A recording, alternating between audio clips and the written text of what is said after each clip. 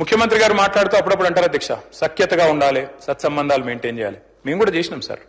2014 నుంచి 2020 సంవత్సరం దాకా 6 సంవత్సరాల పాటు సఖ్యతతో ఉండి సాధించుకునే ప్రయత్నం మేము కూడా చేసినాం. ఆనాడు మేము కూడా మిషన్ భగీరథ అని ప్రారంభోత్సవం పెట్టి బ్రహ్మాండమైన కార్యక్రమం చేసి పెద్దలు ప్రధానమంత్రి గారిని ఆహ్వానించి వారి చేతుల మీదుగానే ముఖ్యమంత్రి గారి నియోజకవర్గం గజ్వేల్లో మీటింగ్ పెట్టి బహిరంగ సభ పెట్టి మరీ ఆహ్వానించి సఖ్యతతో సత్సంబంధాలు మెయింటైన్ చేస్తూనే 6 సంవత్సరాల పాటు పిలిచి ఆహ్వానించాం అధ్యక్ష. కానీ ఏమైంది అధ్యక్ష? ఏం జరిగింది, ఏం ఒరిగింది? తెలంగాణ కేంద్రం నుంచి దేశానికే దారి చూపెట్టి ఎన్నో పథకాలు ప్రవేశపెట్టినా కేంద్రం మాత్రం చిల్లి గవ్వ కూడా మనకు విధిల్చలేదు. ఇంతకుముందు ముఖ్యమంత్రి గారు చెప్పారు, పన్నుల రూపంలో రూపాయి ఇక్కడి నుంచి పోతుంటే మనకు తిరిగి 42 పైసలే వస్తున్నదని. అది వాస్తవం అధ్యక్ష, రావడం లేదు.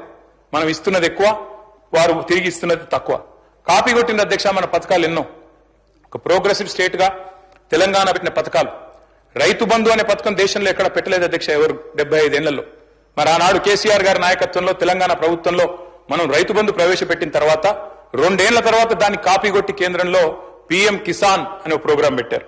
మిషన్ కాకతీయ ఆనాడు టీఆర్ఎస్ ప్రభుత్వం తీసుకొస్తే దాన్ని కాపీ కొట్టి అమృత్ సరోవర్ అనే పథకం తీసుకొచ్చారు. మిషన్ భగీరథ అని మనం ఇక్కడ పెడితే హర్ ఘర్ జల్ అని తర్వాత వాళ్ళు కూడా తీసుకున్నారు. ఆ తర్వాత టీఎస్ ఐపాస్ అని మనం ఇక్కడ తెస్తే సింగిల్ విండో అని దాన్ని కాపీ కొట్టి అక్కడ తెచ్చుకున్నారు. అభ్యంతరం ఏం లేదు.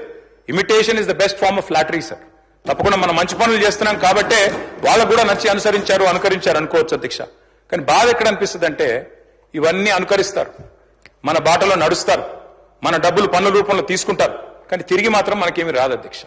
వస్తారు అధ్యక్ష కేంద్ర మంత్రులు దండయాత్రకు వస్తారు. వచ్చినప్పుడు మాత్రం నిజంగా అధ్యక్ష వాళ్ళ పర్యటనలకైనా ఖర్చులు ఇచ్చినా ఇక్కడ 2-3 ప్రాజెక్టులు పూర్తి అవుతున్నాయి అధ్యక్ష. గంతమంది వస్తారు వచ్చినప్పుడు మాత్రం.